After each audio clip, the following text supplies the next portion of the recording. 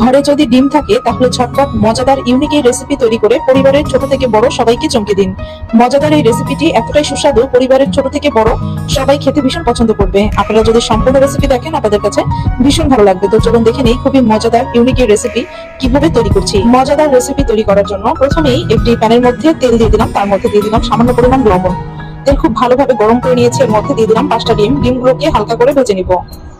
তো ডিমগুলোকে হালকা করে ভেজে নিয়েছি, এখন আমি ডিমগুলোকে উঠিয়ে নিচ্ছি।